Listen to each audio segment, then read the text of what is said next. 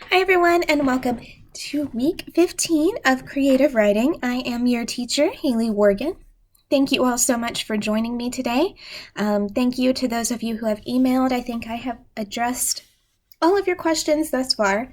It's currently Sunday afternoon, so if you're hearing this after that and you've emailed me, just know that I will get to it.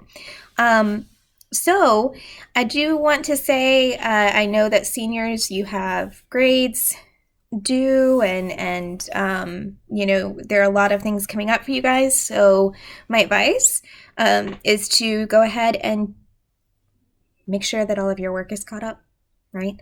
If you have questions about it, if you need modifications, or if you just don't understand, please email me. Okay, and I will get back to you quickly. Reach out to your advisors. I've had a couple of advisors email me and ask questions regarding work, and I have responded. So just know that I am open to that. We're all part of a team. We want you to succeed. So whatever I can do to help, as far as helping you understand the lessons I present or the assignments I give you, please let me know. My email address is in the PowerPoint presentations that always accompany these lessons, and it is always listed in the comments in the classroom when I post lessons. So that being said, today we are going to continue our discussion about poetry. Again, April is National Poetry Month, and last week we talked a little bit about, perfectionism. Perfectionism is the enemy of writing. Right? Because until you get something down on paper, you can't really turn anything in, right? So you need something to work with. You need something to mold. And that being said, today we're going to talk about literary devices. So once your free write is complete and you actually have words down on paper, how do you transform them into this unforgettable work of art that your reader is just going to remember and your teachers are going to say, wow, I really understood the theme, or I really understood the point that the student was trying to make? Well, the way to do that is to use certain literary devices. And one of them is something called anaphora. And this is the repetition of a phrase at the beginning of phrases, sentences, or verses, and it's used for emphasis. So a great example of this is actually in Martin Luther King's I Have a Dream speech. And if you're not able to find that on your own, I do have a link to the text of his speech in the slide presentation. It is on the second slide and labeled literary devices. So you can click there, or you can just kind of follow along with the examples I'm going to read for you. And those begin on slide 3. So if you need to pause and go there right now, you can, okay?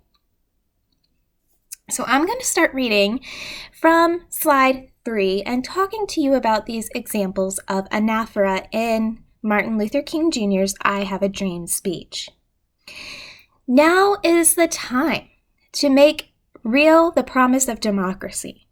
Now is the time to rise from the dark and desolate valley of segregation to the sunlit path of racial justice. Now is the time to lift our nation from the quicksand of racial justice to the solid rock of brotherhood.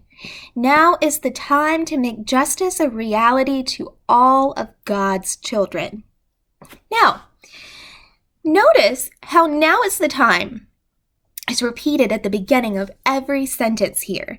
This is something called a call to action, okay? And King emphasizes each point he wants his audience to remember by beginning each sentence the same way with now is the time, now is the time, now is the time, over and over again. He uses anaphora multiple times throughout his speech. Another example would be, we can never be satisfied as long as our bodies, heavy with the fatigue of travel, cannot gain lodging in the motels of the highways and the hotels of the cities. We cannot be satisfied as long as the colored person's basic mobility is from a smaller ghetto to a larger one. We can never be satisfied as long as our children are stripped of their selfhood and robbed of their dignity by signs stating for white only. We cannot be satisfied as long as a colored person in Mississippi cannot vote and a colored person in New York believes he has nothing for which to vote. Now, especially in that last line, we have a couple of examples of literary devices here that allow the structure of what he's saying to really drive home this point. Because King is emphasizing the injustices faced by African Americans throughout the country by repeating the words, "we can never be satisfied," or "we cannot be satisfied" at the beginning of each line. This also focuses the listener on these specific examples of injustice and these issues that need to be corrected. So, with that in mind, I want to give you one more example of a literary device, and that is parallelism. Now, this is a lot like anaphora, but it has a slight difference. And that is that parallelism is going to create a rhythm that makes art more catchy and compelling. You're going to recognize a certain structure with parallelism. So you might see, for example, verbs listed in the same way, like I will rise, I will run, I will fall, right? And also you're going to see sentences constructed in the same way throughout whatever you're reading, whether it be a poem or speech or a novel. You'll be able to identify parallelism based on the format of the sentence. What is similar about it? I'm going to give you an example. I know that might be a little confusing, but if you look at slide 4 in the presentation, from Martin Luther King Jr.'s I Have a Dream speech. I have a dream that one day this nation will rise up and live out the true meaning of its creed. We hold these truths to be self-evident that all men are created equal. I have a dream that one day on the red hills of Georgia, the sons of former slaves and the sons of former slave owners will be able to sit down together at the table of brotherhood. Now notice the very beginning of that sentence. In both cases, it starts with, I have a dream that one day, okay? And then we have this subject, right? This nation, or the sons of former slaves and the sons of former slave owners. And then we have will, okay? And after that, Martin Luther King tells you what he has a dream that one day certain people or the nation will complete, like what task they're going to complete. They're going to rise up, or they're going to be able to sit down together at the table of brotherhood. And parallelism, like I said, is often in songs and poetry. It does make these things like more catchy and compelling, and then listeners can remember those words later. So, what I want you to do is to find a way to incorporate either parallelism or anaphora into your work to add emphasis to an important theme or message. So let's revisit what we discussed last week. Last week, I asked you to write 1 to 3 paragraphs about a moment in which you felt kind of uncomfortable, meaning like nervous or bored, right? And these are the moments where you're kind of like scrolling through your cell phone just to kind of pass the time, right? Or you just are not really wanting to be in touch with that boredom or that anxiousness. Now, how might the other people involved have felt? Okay, so that's something we were considering, and I gave you an example last week of a gas station exchange, right?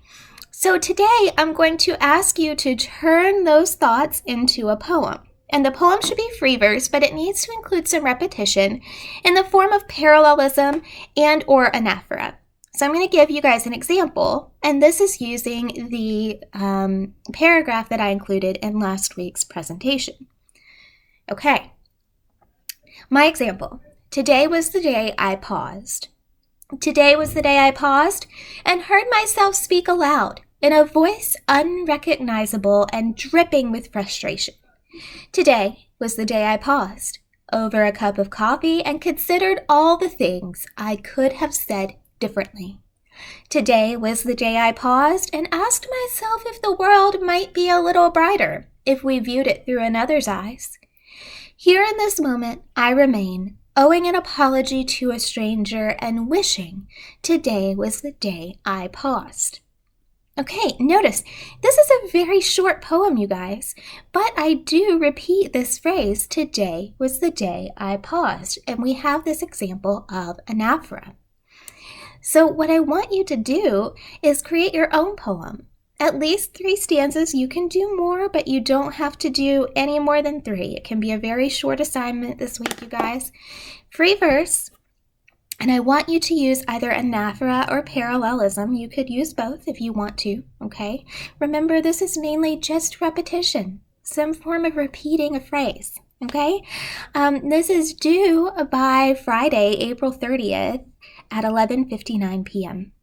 Seniors, I recommend you get your assignments in quickly, and I will do my best to get all of those graded long before Friday, as long as you turn them in and get your grades posted.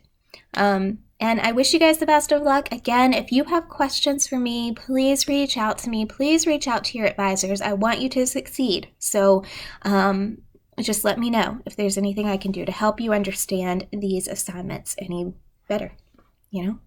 Okay, have a great week, guys. I will see you during office hours. If you want to join me, they will be on Wednesday, and I will post the exact time by Tuesday afternoon, so you can plan for that if you wanted to join me for the virtual office hour.